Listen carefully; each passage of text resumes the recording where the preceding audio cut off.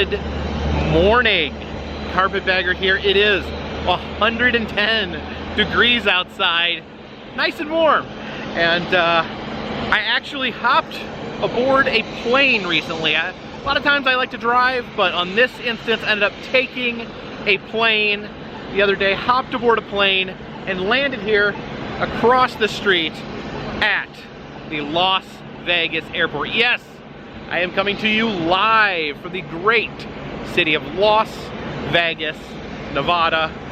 Jen, her 40th birthday is coming up, and she told me she wanted to spend her 40th birthday in someplace special, someplace that she had never had an opportunity to see before, and that is the city of Las Vegas. Now Jen's resting today back in the hotel room, but I figured I'd show you guys a little bit of Las Vegas.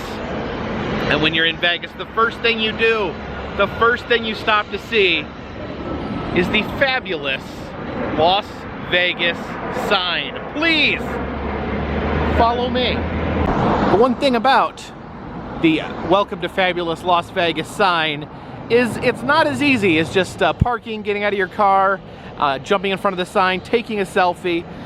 It is a procedure here to get your picture with the sign. First of all, the sign does have its own parking lot here, so people have come and parked in order to get their selfie with the sign. And as you see, the sign, very popular. See the queue line here for people wanting to get their picture with the sign. The line for this sign rivals that of Space Mountain. Some info on the sign. It is on the National Register of Historic Places. It was placed here in 1959. And there's no fast passes here. You want a picture with the sign? You get in line. Oh boy, and if you do come out here to take a picture with the sign, wear some sunscreen. I can literally feel my flesh burning right now. Oh my goodness, this Las Vegas sun is nothing to joke about.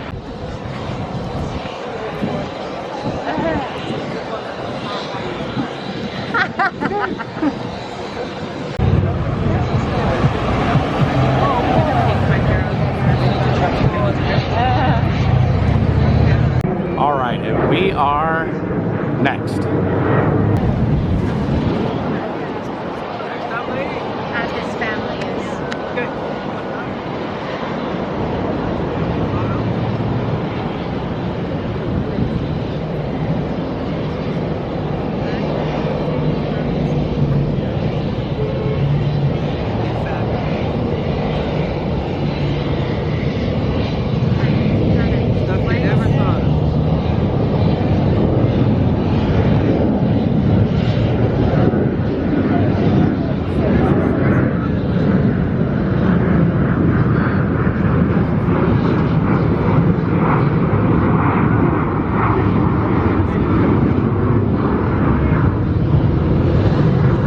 Yes, one of the most iconic signs in the world, but there actually is an actually attached to this sign. You see, this sign that says welcome to Las Vegas, it's not, geographically speaking, not welcoming you to Las Vegas. It's actually, you're entering Paradise, Nevada, which actually Paradise, Nevada contains Las Vegas Boulevard, which is most of the stuff that you think of when you think of Las Vegas. It's basically the Las Vegas Strip.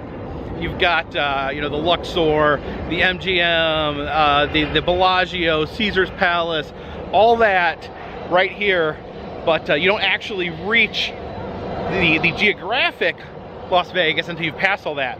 So I would say this is still the entrance. They're still welcoming you to Las Vegas, but instead it is welcoming you to the spiritual beginning of Las Vegas.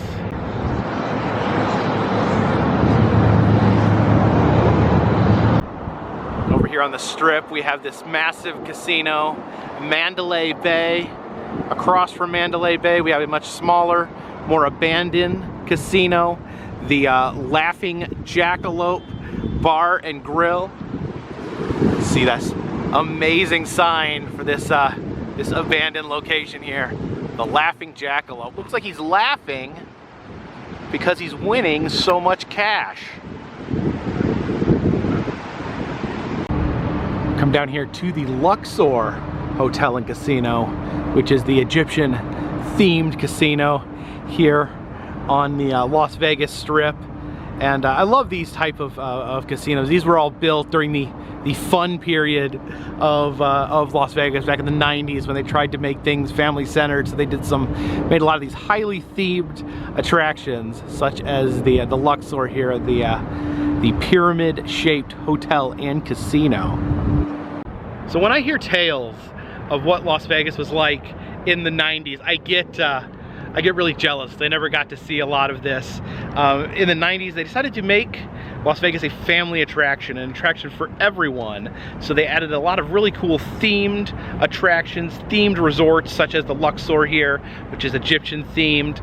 And then shortly after that, I guess the campaign was unsuccessful, and they started pushing it back towards a more crowd based on drinking and gambling rather than having fun vacations. They kind of wanted to make it almost like a Disney World out here in the desert, but that was a failed attempt, and they went back to what Vegas does best, and that's the gambling, drinking, adult forms of partying. So, but I'm really bummed because a lot of the cool stuff has been removed over the years. They do still have some remnants of the cool stuff, like, you know, just the Luxor's existence. This Egyptian themed resort here kind of shows you some of the cool stuff that is left over.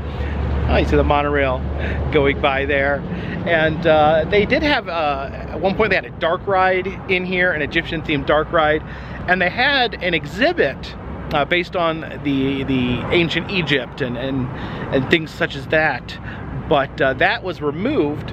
The ancient Egyptian exhibit was removed, but you can still see it if you go to the Las Vegas Natural History Museum. However, actually last year reintroduced a King Tut exhibit here at the Luxor. So I figured we'd stop by and check out the King Tut exhibit here at the Luxor.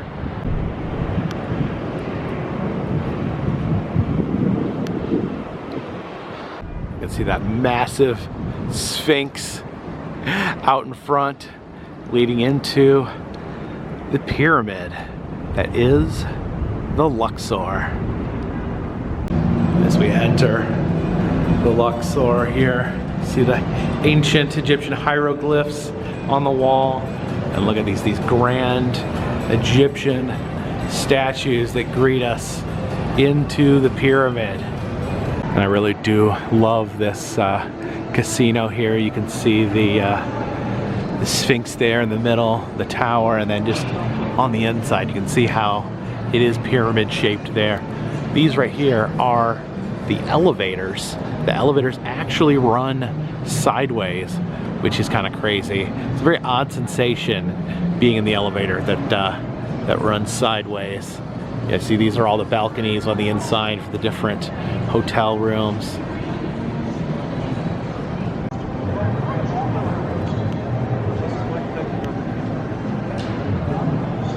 And over here we have the King Tut exhibit. This is Discovering King Tut's Tomb. Let's head in and check this out.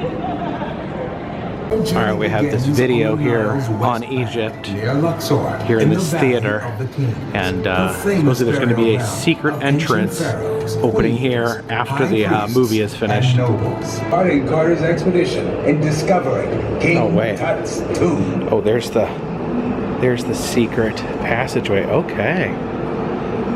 The movie screen lifts up and we head right in to the Valley of the Kings here. So we're headed over here to the tomb of Tut Oh, very spooky. I wonder if they have jump scares in here. And here's the tomb. Now you can see the doorway of the tomb there.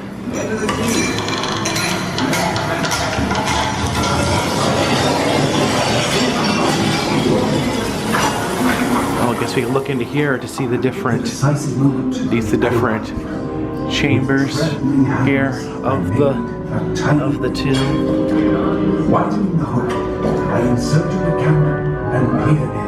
Here we have a golden shrine. Now I'm not 100% sure if these are actual artifacts. This is a golden shrine here. That seems like it would be a lot of gold.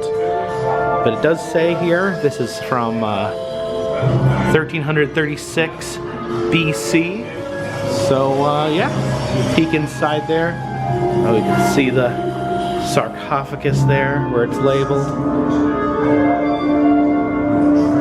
Here's some papyrus. This is the plant that the Egyptians used to invent paper.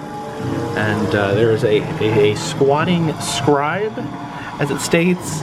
I guess he's there using paper. I guess paper, the key to unlocking all knowledge created from the papyrus plant. Some different artifacts here. See the little hippo there. Some other interesting sculptures. Some sort of lion man. This here is not King Tut. This is a statue of Ramses, who was an entirely different pharaoh. This is Taweret, the hippo goddess. It says she is the goddess of mothers and children, and she's part hippo. There's a case full of little statues here. It says this is a crocodile sphinx, as most sphinxes are shown as half lion, half human. This one is half crocodile, half falcons, like a crocodile with a falcon head. That's pretty interesting. This is the god Dwamtuef. He's the funerary god, as well as the god of stomachs. I do find the gods fascinating. Look at this baboon god here.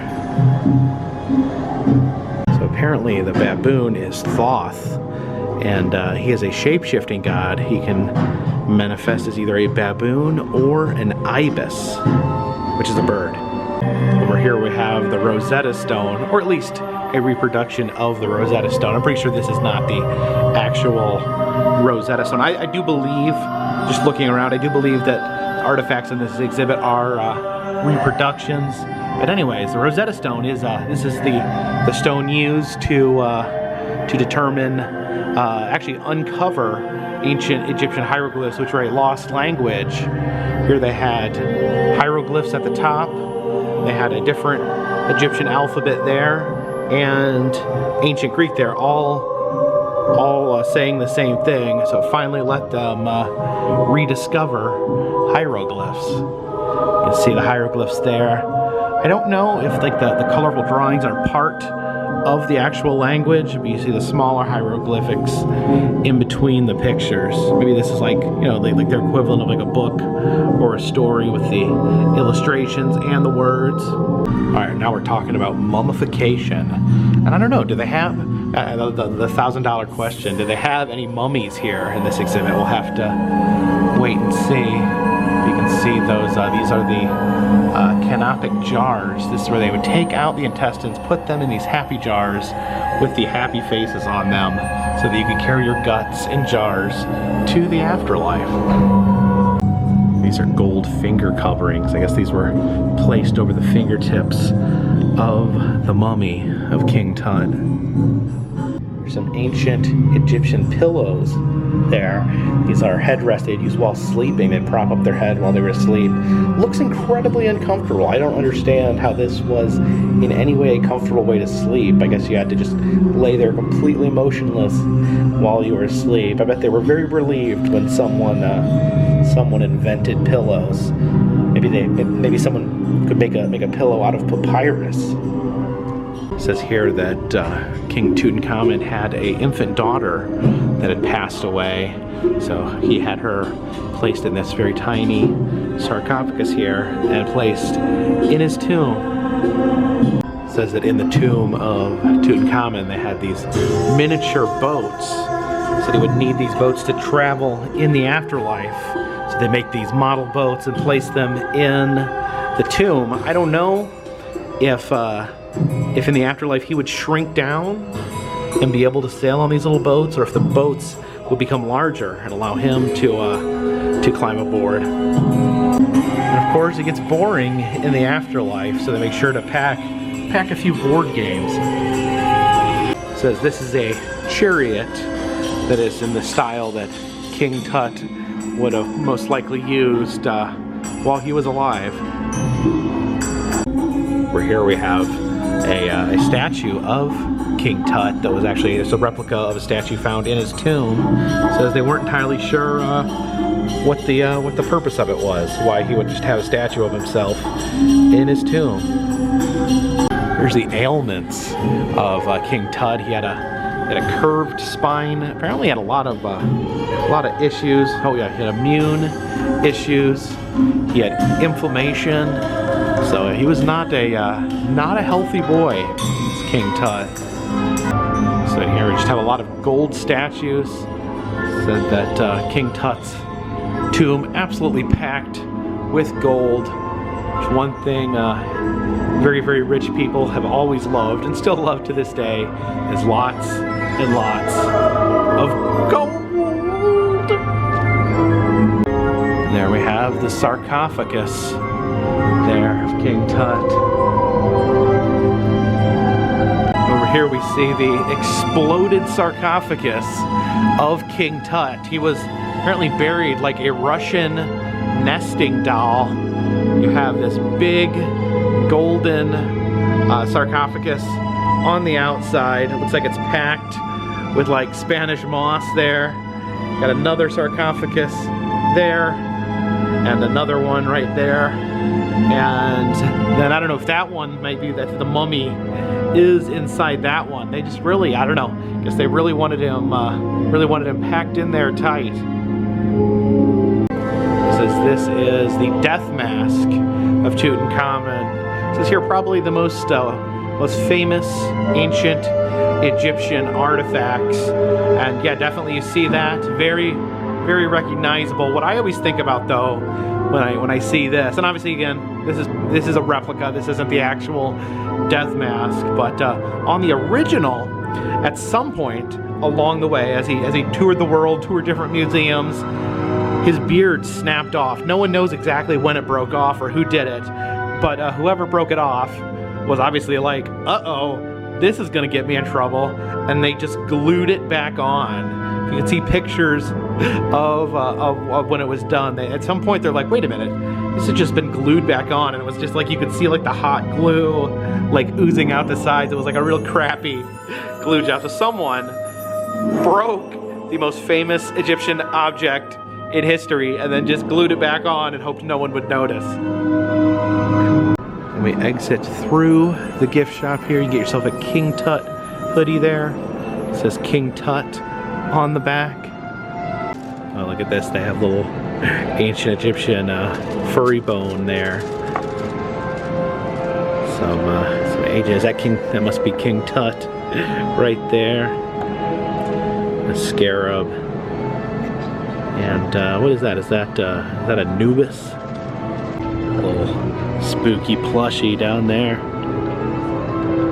Now here's a kit where you can dig up your own mummies. Some pyramid paperweights there. And then we have the King Tut snow globe. Rosebud. Oh wait.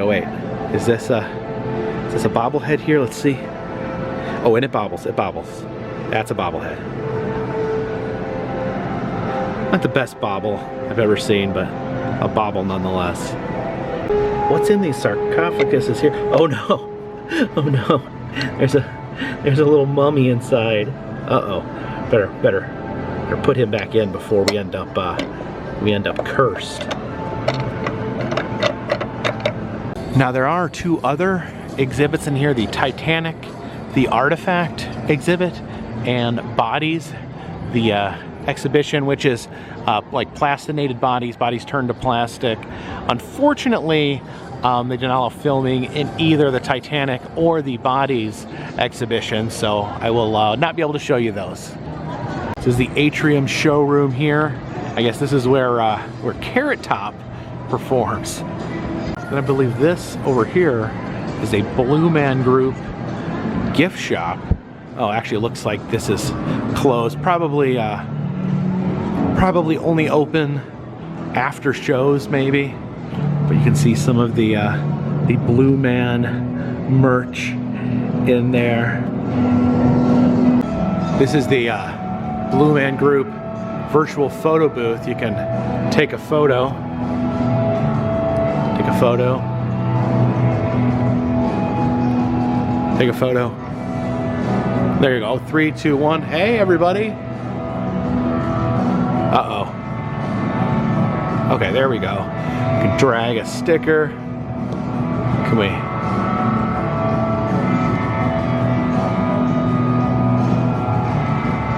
Oh, okay. You can drag stickers of the Blue Men on there. And then, I guess I can email it to myself. But there you go. That's me hanging out with the Blue Men from the Blue Men Group. Not sure what this is here. This wall of lights. Is this a button here? Afraid to push it. Are these knobs? Okay, I don't think it's actually changing anything. Okay. Oh wait, I did change something there. Okay, I'm onto something. I changed like the speed of the lights there. Let's see what. Okay, that changed kind of the shape of the. There we go. Okay, yeah, you can alter the lights here by playing with the buttons. Oh, look at that. That's crazy. I figure we'll actually hop that monorail and see where it takes us. You actually wait here for the monorail right in front of the Sphinx here. It's that massive Sphinx.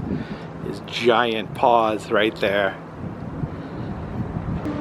Okay, here it comes. Here comes the monorail. Oh wait. Oh, it didn't stop. Here it comes. It's coming back. Is it gonna stop this time? Let's see. Oh, it's slowing down. It's slowing down. I think we can hop on.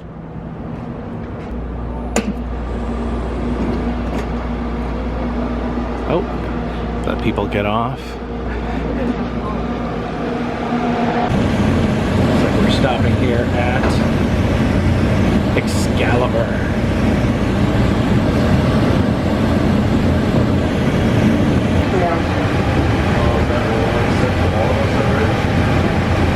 So this particular monorail here just dead ends here at Excalibur. I guess it goes back and forth between Excalibur, the Luxor, and Mandalay Bay. Yeah, here we have Excalibur, the medieval castle-themed resort. Another one of the magnificent themed resorts they built during the family fun era. And apparently there used to be a giant animatronic dragon that would come out down there, which used to be a moat.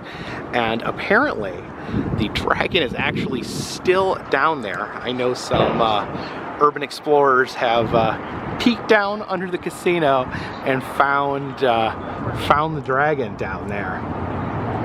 So if you look at old pictures, this used to be like a fountain area, and there was a track coming out of that big door that the big animatronic dragon would slide out on. And yeah, rumor has it that the dragon is still down in there, that the whole big animatronic would come out here.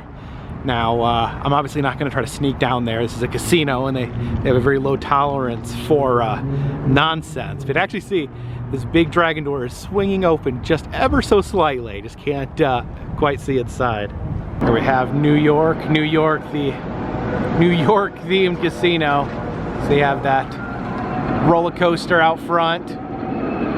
Another relic from the fun times here in Las Vegas.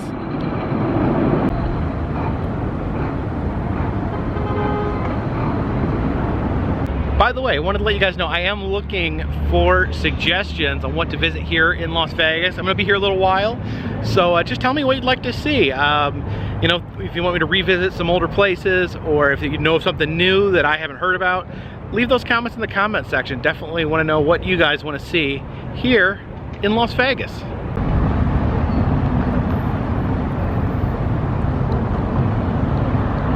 I'm gonna cut over the road there. You got these escalators that will take you up to the bridges. Did I mention it was very, very, very hot today? Desert sun doesn't care about your feelings.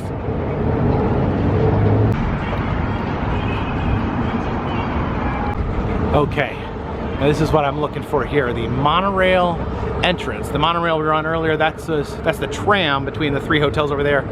Here is the proper Las Vegas monorail. I guess we gotta enter the MGM here to hop aboard the monorail.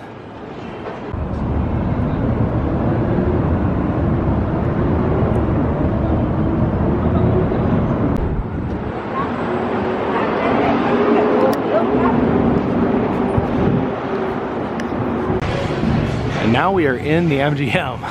Tell you what, navigating Vegas can be tricky. These hotels and casinos are much more massive than you'd think.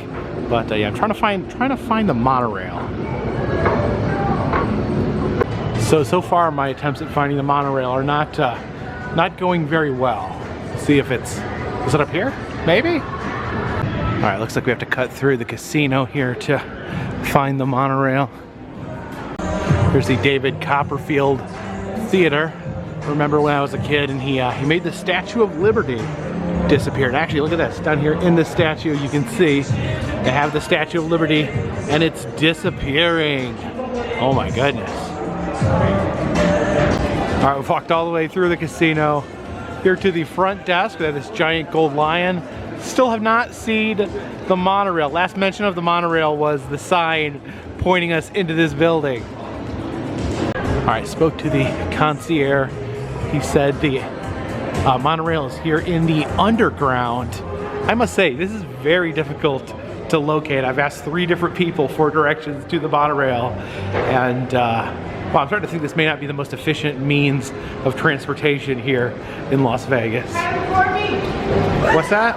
St. Louis in the house. Oh, they said St. Louis in the house. I guess they must be from St. Louis, gateway to the west. Why did I go downstairs to get to the monorail? I mean, it's not a subway. I didn't think. See, welcome to Las Vegas gift shop there with the showgirl kicking her leg.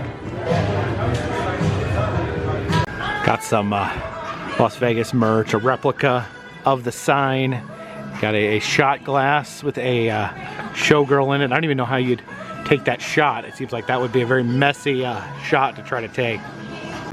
Some snow globes there. You have a bus with a palm tree in the back. And we got all the stuff here from around the Vegas Strip, the sign.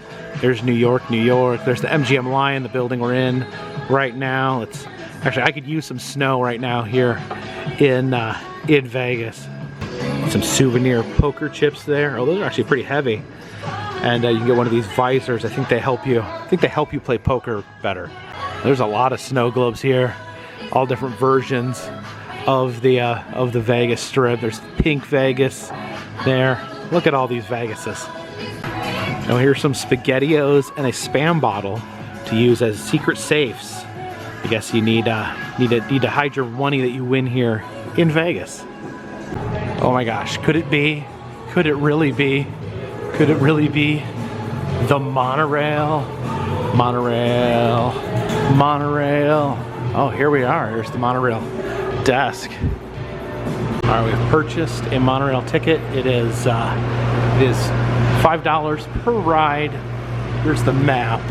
So, okay, so here's how it worked. We were at the Luxor. We rode their tram over to the Excalibur, crossed over the road to New York, New York, crossed over the road to the MGM, wandered all through the MGM, and then we found the monorail station finally. And so I think we're gonna go for a ride, and this is actually the reason here I wanted to ride the monorail. The Sphere, this brand new structure here in Vegas. It's a crazy high-tech theater, but on the outside it has these strange and unusual projections that I've been seeing all over social media. So let's go for a cruise on the Las Vegas Monorail. And up from the underground, we rise to the monorail.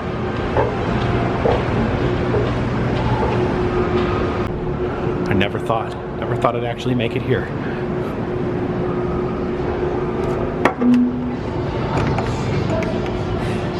Oh, okay. Gonna scan our tickets here. I got them on my phone. I don't know where to scan them. Oh, okay. I think we scan down here. All right, see if this works. It worked. And there it goes. The Las Vegas Monorail. I think it's gonna turn around and come back this way, just drop some people off. Okay, here it comes. I think this is actually the end of the line. It goes down there, turns around, and then comes back to pick us up. Transportation of the future.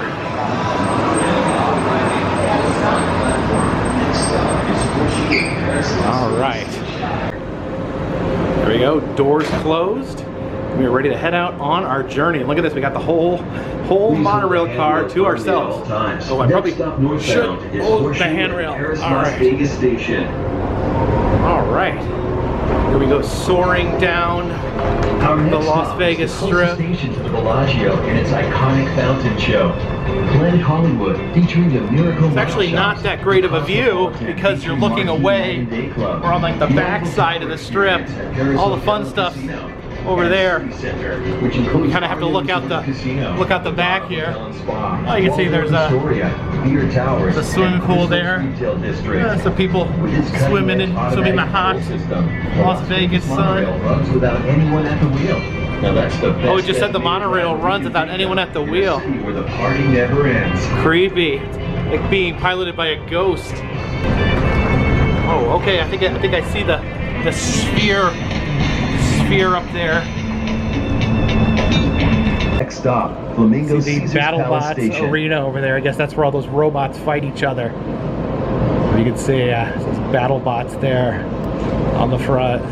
Everybody in the pool today. The Cromwell Hotel. Said it's a hot day out there. There's the high roller. Oh look, and there it is, the sphere. Got the high roller Ferris wheel there, and that massive sphere. Unfortunately, it doesn't look like they have anything that exciting projected on it today. It's got like purple and green stripes on it. Seen some very crazy projections on social media. RuPaul says, "Sissy that walk." Apparently the monorail is stuck. Hopefully we won't be trapped here too long. I really do love monorails. It's one of my favorite modes of transportation.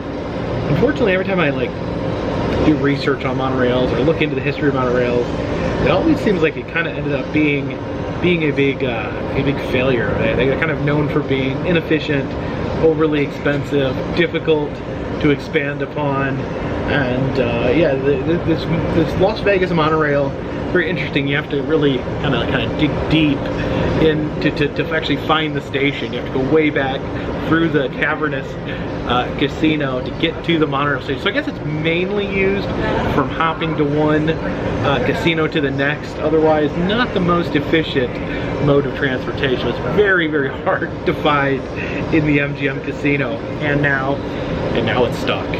So I'm stranded. Please hold the handrail firmly at all times. Next There we go. Is Harris the Link Station. Monorail is back up and functioning. The Link Entertainment District, where you'll find a unique array of shops, restaurants, oh, and there's the sphere. I was really hoping it would have some cool projections on it, but oh well. Next time, there's the big high roller Ferris wheel. I actually love this Ferris wheel. It has amazing views. The Mirage and Treasure Island. You can see the entrance down there to the sphere. theater. You can see though that blue is actually, it is lights, it is lit up. It's just not very interesting today. Yeah, I don't know if there's a schedule of what they project, but that's what we have today. And there's our return monorail. You see the Strat Tower there in the back.